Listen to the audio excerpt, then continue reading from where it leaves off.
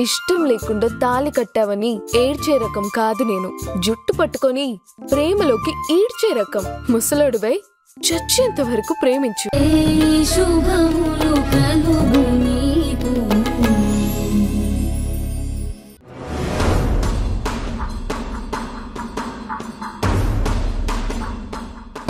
రండి కృష్ణమ్మ గారు, ఏం కావాలి? అమ్మాయి పాస్పోర్ట్ సైజ్ ఫోటోనా? కాదండి. మరి మేం వచ్చింది ఫొటోస్ తీయించుకోవడానికి కాదు. అంటే మీరు కూడా మీ పెద్దమ్మాయి ఫోటోల గురించి ఎంక్వైరీ చేయడానికి వచ్చారా? మీరు కూడా అంటే ఇంతకు ముందు ఎవరైనా వచ్చి అడిగారా? ఎవరు రాలేదండి, మేమే వెళ్ళాం. ఎక్కడికి? చరణ్ గారింటికి. ఎందుకో? ఆయన కూడా ఆ ఫోటోలు ఎవరు ప్రింట్ వేయించారని అడుగుతున్నారు. ఎవరు ప్రింట్ వేయించారో తెలిసిందా? ఏమండి, ఈ ఊర్లో తీసిన ఫోటోలు ఇక్కడే ప్రింట్ అయిస్తే ఖచ్చితంగా మాకు తెలిసిపోతుంది. అంటే అవి వేరే ఊళ్ళో వేయించారంటున్నారా? అవునమ్మా. ఎక్కడా? ఏ ఊళ్ళో వేయించుంటారు? ఆ ఫోటోలు నేను చూశానమ్మా. అవి చూస్తే విజయవాడలో ఏదో ల్యాబ్లో ప్రింట్ వేయించినట్టున్నారు. అక్కడ మాత్రమే దొరికే క్వాలిటీ పేపర్ అది. విజయవాడలోనా? అమ్మా, విజయవాడ వెళ్దామా? వెళ్దామా కాదమ్మా, వెళ్తాను. అంటే నువ్వు ఒక్కదానివే వెళ్తావా? అమ్మా, విజయవాడ సిటీ అమ్మా. అక్కడ ఎన్ని ఫోటో స్టూడియోస్ ఉన్నాయో తెలుసా? నువ్వు ఒక్కదానివే విజయవాడ వెళ్తానంటున్నావు ఏంటమ్మా? అమ్మా, మీరొక్కరే వెళ్తే అంత తిరగడం కష్టం అమ్మా. తప్పదు. నా కూతురు మీద పడిన నిందని చెరిపేయటానికి నేను కష్టపడినా పర్వాలేదు. అది మానసికంగా పడుతున్న క్షోభ కంటే నేను పడబోయే కష్టం పెద్ద కష్టమేం కాదు. పర్వాలేదండి, నేను వెళ్తాను. సరే అమ్మా, వెళ్ళొచ్చు గాని ముందు ఇంటికి వెళ్దాం. సరేనండి, వస్తాం. అలాగేనమ్మా.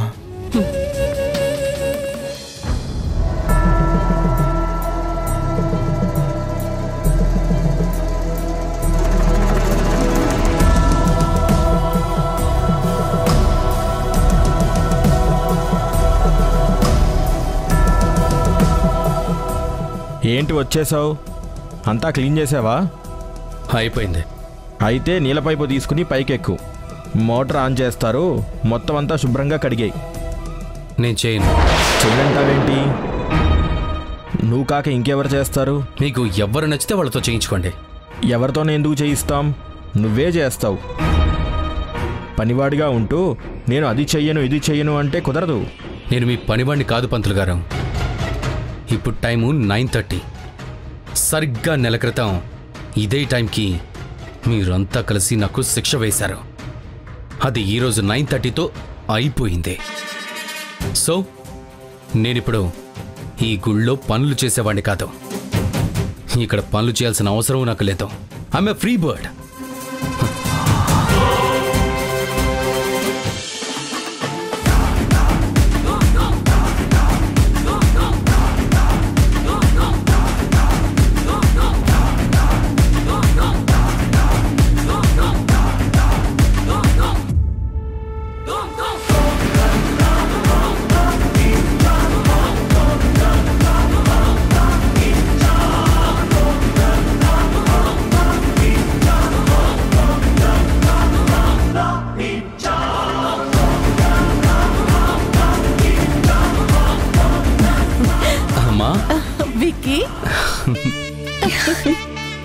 అమ్మా, నీ బర్త్డేకి నేను ఫ్రీ అయిపోయాను.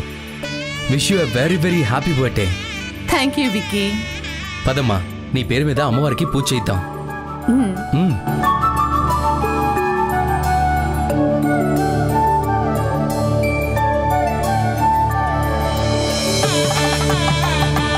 ఓం దేవీం వాచముదనియంత దేవాస్తాం విశ్వరూపాః పశవోదంతి సానో అమరేశమో చంద్రమారాధేనుర్వాగస్మాన్ పుష్టుదయితు అయం ముహూర్తస్సు ముహూర్తో అస్తు. ఓం గణానాం త్వా దేవతిగం భవామహే కవిం కవీనాం ఉపమశ్రవస్తమం హిరణ్యవాహనమదో పూర్ణందాతి పదవ్యో సానేతి ఏకదా బ్రహ్మవహరతి ఏకదైర్యజమానాయుస్తేజో దదాతి రాజాధిరాజాది ప్రసన్నసాహినే. అమ్మా, నీ బర్త్డే సందర్భంగా ఈవినింగ్ సెలబ్రేట్ చేయడానికి అన్ని అరేంజ్మెంట్స్ చేశాను. పంతులు గారు, ఎన్ని రోజులు నా కొడుకు చేత ఈ గుళ్ళో సేవలు చేయించినందుకు చాలా సంతోషం. ఇక మేం బయలుదేరతాం. ఆగండమ్మా, మీ అబ్బాయి అప్పుడే వెళ్ళడానికి వీలు లేదు.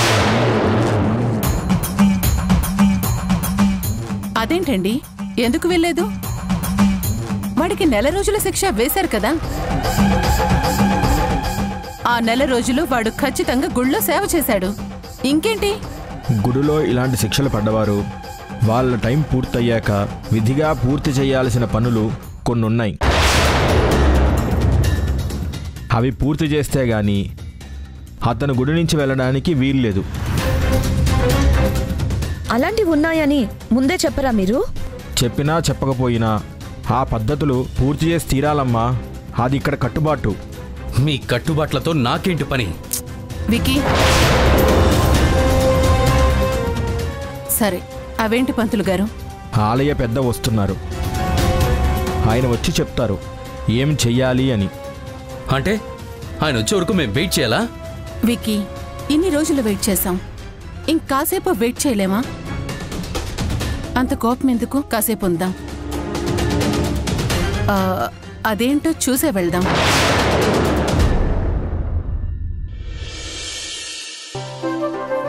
పిన్ని, పిన్ని, నేను బయలుదేరుతున్నాను. ఎందుకే అనవసరంగా కష్టపడతావు? ఆ విజయవాడలో ఎన్ని ఫోటో స్టూడియోలు తిరుగుతావు? అది చేసిన పనికి మాలిన పనికి నువ్వెందుకు కష్టపడాలి? పిన్ని, వారాహి ఏ తప్పు చేయలేదు. నేను నా కూతురి మీద పడ్డ నిందని చెరపటానికే వెళ్తున్నాను. ఎవరో నాకు సంబంధం లేని మనిషి గురించి కాదు. వెళ్ళొస్తాను. అమ్మా, 1 నిమిషం, మేం కూడా వస్తున్నాం. మీరంతా ఎక్కడికే? విజయవాడకి. గంటకి తగ్గ బొంతలా తయారయ్యారు. నువ్వొక్కదానివే వెళ్తే అంతా తిరగటానికి చాలా కష్టపడాల్సి వస్తుంది. అందుకే మేం కూడా నీకు తోడుగా వస్తాం. మీరెవ్వరూ అక్కర్లేదమ్మా, నేనే వెళ్ళొస్తాను. అమ్మా, గుడి దగ్గర నుంచి ఫోన్ వస్తుంది. పంతులు గారు చేస్తున్నారు. హలో కృష్ణమ్మ. చెప్పండి పంతులు గారు. మీరు మీ పిల్లల్ని తీసుకుని వెంటనే గుడికి రావాలమ్మా. గుడికా? ఎందుకు? ఈరోజు 9:30 విక్కీకి పెద్దలు వేసిన శిక్ష పూర్తయింది. అతను వెళ్ళిపోతా అంటున్నాడు. వాళ్ళంతా ఎందుకు పంతులు గారు? అది కట్టుబాటమ్మా. వాళ్ళంతా ఇక్కడికి రావాలి. అరుంధతి అక్కడే ఉందా? పంతులు గారు, మేమంతా అవసరం లేదు. మీరు ధర్మకర్త గారు, గుడి పెద్దలందరూ ఉన్నారు కదా, మీరే పద్ధతులు పూర్తి చేసేసి వాళ్ళని పంపించేసేయండి. అలా కాదమ్మా, మీరు ఖచ్చితంగా రావాలి. అమ్మా, హలో పంతులు గారు, 1 నిమిషం. మేమంతా మాట్లాడుకొని మీకు ఇప్పుడే ఫోన్ చేస్తాం. ఏంటమ్మా ఇది? మనకి పనులున్నాయని ఊరి కట్టుబాట్లని మార్చేయమంటావా? వారాహి, నీకు తెలీదు, నువ్వు ఊరుకో. లేదమ్మా, మనము వెళ్ళి తీరాలి. అవునమ్మా, మనమే శిక్ష వేయించాం. అది పూర్తయ్యేదాకా ఉండాల్సింది మనమే కదా. అక్కడ అరుంధతి ఉందమ్మా. ఉంటే ఏంటమ్మా? మనం వెళ్తే తను గొడవ పడుతుంది, ఇబ్బంది పడుతుంది. అదంతా ఎందుకమ్మా? ఏమ్మా, అరుంధతికి భయపడుతున్నావా? కాదే, బురద గుంట మీద రాయి వేస్తే మన మీద బురద పడుతుందని ఆలోచిస్తుంది. అమ్మా, తప్పు చేసిన వాళ్ళు ధైర్యంగా అక్కడే నిలబడి ఉంటే మనమెందుకు భయపడాలి? ఇది భయం కాదమ్మా. ఇది ఏదో చెప్పినా కూడా మీకు అర్థం కాదు.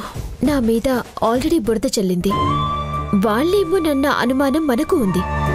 అది రుజువు చేయటానికి నువ్విప్పుడు విజయవాడ బయలుదేరుతున్నావు. అలాంటిది వాళ్ల మీద మనం పై చేయిగా నిలబడి వాళ్ల తప్పుని ఎత్తి చూపించే చోటుకి మాత్రం నువ్వు వెళ్ళొద్దు అంటున్నావు. అవునమ్మా, రేపు వారాహి అక్క తలదించుకునేలా చేసింది వాళ్లే అని మనకు తెలిసిందంటే అప్పుడు మనం వాళ్ళకి గట్టిగా వార్నింగ్ ఇవ్వడానికి ఇప్పుడు మనం గుడికి వెళ్ళాలమ్మా. ఇది మనకు ఉపయోగం.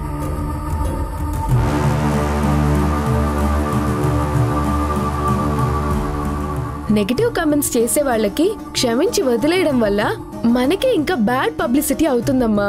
వాళ్ళకి కౌంటర్ ఇచ్చేయాలి. లేదమ్మా, మనం గుడికి వెళ్ళడమే కరెక్ట్ ఏమోనని నాకు అనిపిస్తుంది. వెళ్దామమ్మా.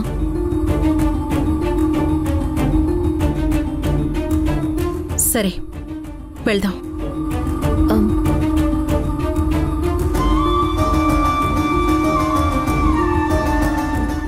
హలో పంతులు గారు, మేము గుడికి వస్తున్నామండి. ఆ అరుంధతి ఏమైనా అంటే దానికి గట్టిగా సమాధానం చెప్పిరా. రండి. అసలు వాళ్ళెందుకు రావాలి? మేం వాళ్ళకి సంజాయిషి ఇచ్చుకొని ఇక్కడి నుంచి కదలాలా? నా కొడుకు తప్పు చేశాడని మీరు శిక్ష వేశారు. అది వాడు అనుభవించేశాడు. అది పూర్తయ్యాక ఇంకా వీడికి వాళ్ళకి సంబంధం ఏంటి? వాళ్ళొస్తున్నారంటే మేమిక్కడెందుకుండాలి? వెళ్ళిపోతాం పదవికి. ఆగండమ్మా, మీరలా వెళ్ళిపోతే ఈ ఊర్లో బతకలేరమ్మా. ఏంటి బెదిరిస్తున్నారా? బెదిరించడం కాదమ్మా, ఈ ఊరి కట్టుబాట్ల గురించి చెప్తున్నాను. ఏంటి కట్టుబాటు అని చెప్పి నన్ను కట్టేసి ఉంచాలనుకుంటున్నారా? చూడు బాబు, నిన్ను కట్టేయడం వల్ల మాకు ఎలాంటి మేలు జరగదు. ఈ ఊరి జనం ఎంతో భక్తిగా కొలిచే ఈ అమ్మవారి విషయంలో ఎవరైనా కట్టుబాటు ఉల్లంఘించి ప్రవర్తిస్తే వాళ్ళని ఇక్కడ వాళ్ళంతా వెలేసినట్టు చూస్తారు. వాళ్ళకి ఎలాంటి సాయం చెయ్యరు, మాట మంచి పెట్టుకోరు. అందుకే ఆయనలా చెప్తున్నారు.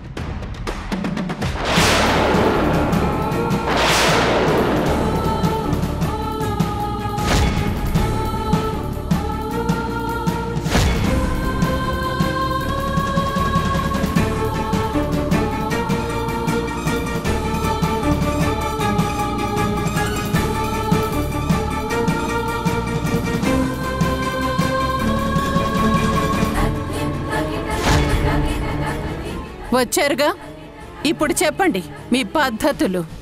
ఈ ఊరి కట్టుబాటు, ఈ ఆలయ కట్టుబాటు ప్రకారం విక్కీకి 4 రోజుల పాటు ఈ ఆలయంలో సేవలు చేయాలని శిక్ష వేయడానికి కృష్ణమ్మ కుటుంబం ఒప్పుకుంది.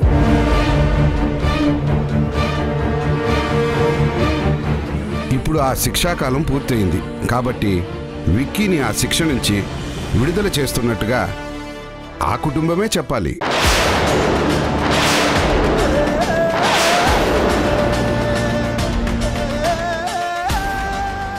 విక్కీ చెప్పాల్సిన క్షమాపణ కూడా ఏమని చెప్పాలో కృష్ణమ్మ వాళ్ళే చెప్పాలి.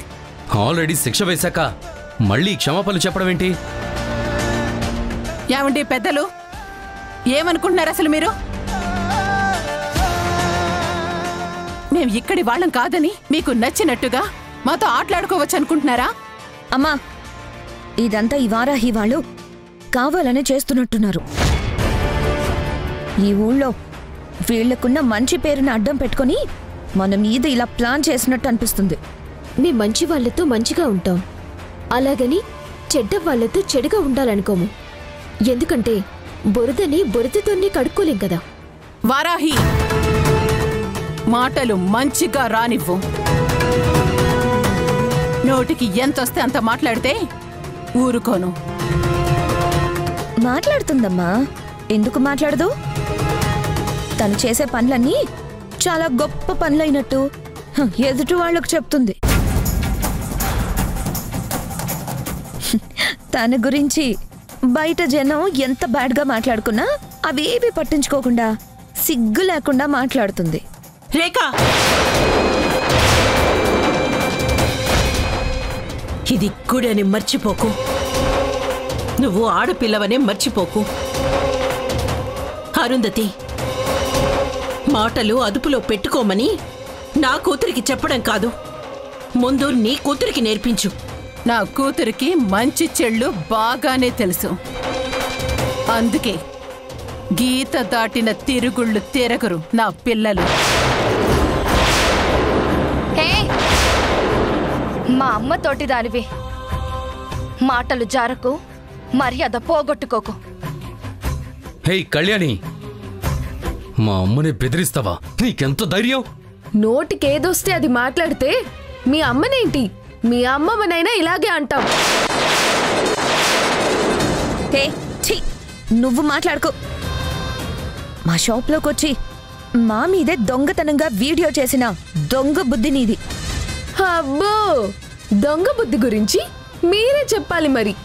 ఏంటి సునైనా? హా అవును కదా.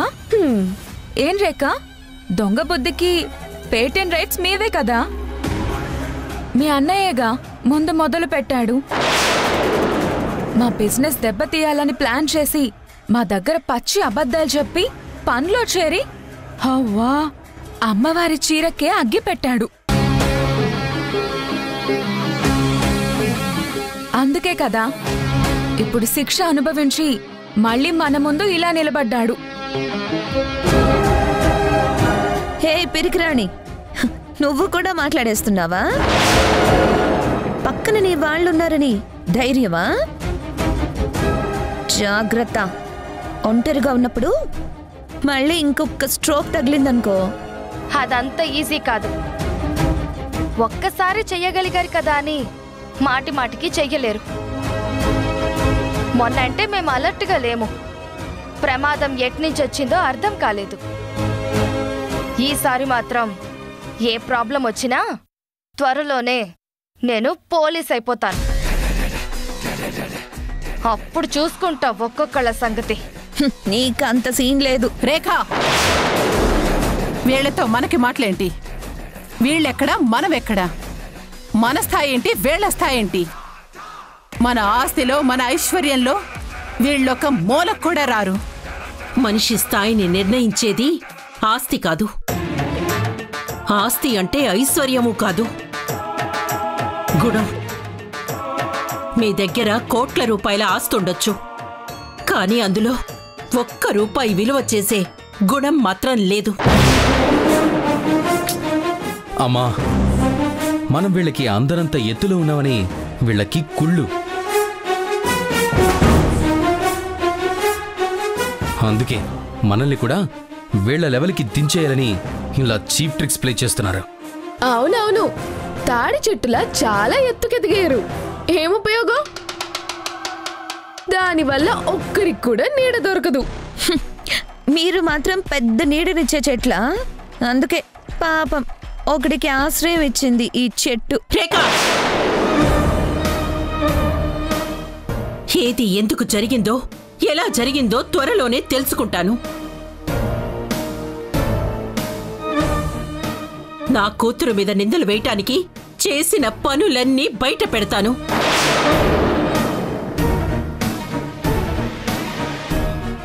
ఆ పనులు ఎవరు చేశారో, బయటికి వచ్చిన రోజు ఎవరు ఏ గీత దాటారో, ఎవరికి ఏ బుద్ధి చెప్పాలో అప్పుడు చెప్తాను.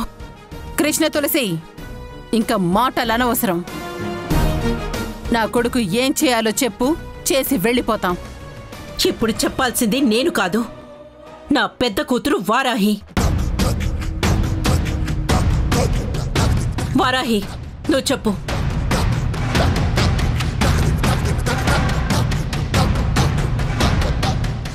మా ఇంటి నుంచి అమ్మవారికి వచ్చే చీరని కాల్చేయాలని చూశాడు కాబట్టి విక్కీ చేసిన నేరానికి శిక్ష వేశాము. మాకు సంబంధం ఉంది కాబట్టి మమ్మల్ని ఇక్కడికి పిలిచారు. ఒక్కసారి చేసిన ఆ తప్పుని మళ్ళీ ఇంకెప్పుడూ చేయనని అమ్మవారి ముందు ప్రమాణం చేసి చెప్పి అతను వెళ్ళిపోవచ్చు. ఇంకెందుకు బాబు ఆలస్యం? వాళ్ళు చెప్పిన విధంగా ప్రమాణం చేసి వెళ్ళిపో. ఏటి వీళ్ళకి ప్రమాణం చేసేది? అమ్మవారి చీర విషయంలో తప్పు చేశానని నాకు అనిపించింది కాబట్టే నేను శిక్షకి తలవంచి అనుభవించాను. శిక్ష పూర్తయింది. ఇప్పుడు నాకు ప్రమాణాలు చేయాల్సిన అవసరం ఏంటి? చూడు, ఇప్పుడు నేను ఎవ్వరికీ పనివాణ్ణి కాదు. నువ్వు వారాహివి, నేను విక్కీని, అంతే. నువ్వు చెప్తే నేను చెయ్యను. ఆ అమ్మవారికి ప్రమాణం చేయాలో క్షమాపణ చెప్పాలో అది నా ఇష్టం. నేను అమ్మవారికి చెప్తాను. ఇక్కడ ఎవ్వరైనా సరే అమ్మవారికే జవాబు చెప్పాలి, మనుషులకి కాదు. చెప్పేసి వెళ్ళిపోవచ్చు.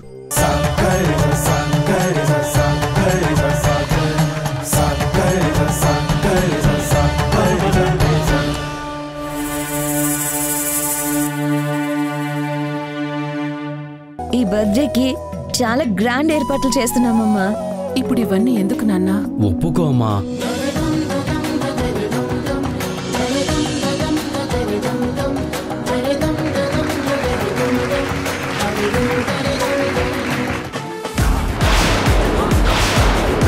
ఏంట్రా ఇది? ఇది తీసింది నువ్వే అని మాకు తెలుసురా.